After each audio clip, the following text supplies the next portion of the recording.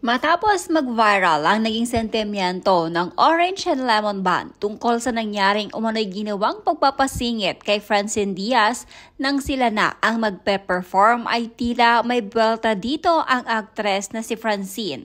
Sa kanyang social media, nagbahagi ito ng ilan lamang sa kanyang mga natanggap na mga regalo mula sa mga tagahanga nito sa San Jose Occidental, Mindoro nang mag-guest ito sa event. Kapansin-pansin ang naging caption ng aktres sa larawan. Unang bahagi ng kanyang caption, nalulungkot umano siya dahil hindi niya nakuha ang lahat sa mga regalo na gustong ibigay sa kanya ng kanyang mga fans.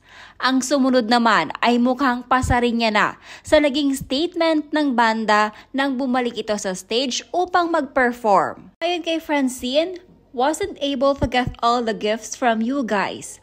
But thank you so much for spending time with me tonight kahit late na. Mad respect for everyone who stayed up late.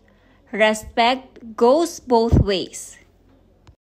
Ito naman ang ilan sa mga naging komento ng mga netizens. Yikes, diva-divahan? Maybe Francine was supposed to close the show but I guess gusto niya umuwi ng maaga kaya nagpasingit siya sa event organizer. Not cool. For some reason, parang lagi siyang nasasangkot sa conflicts and maybe it's just me, but she doesn't seem genuine at times. Parang calculated din yung public image niya. Just my opinion, no one asked.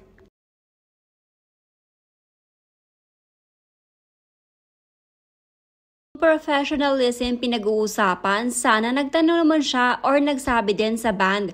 Sikat siya sa generation niya pero mas sikat ang mga banda.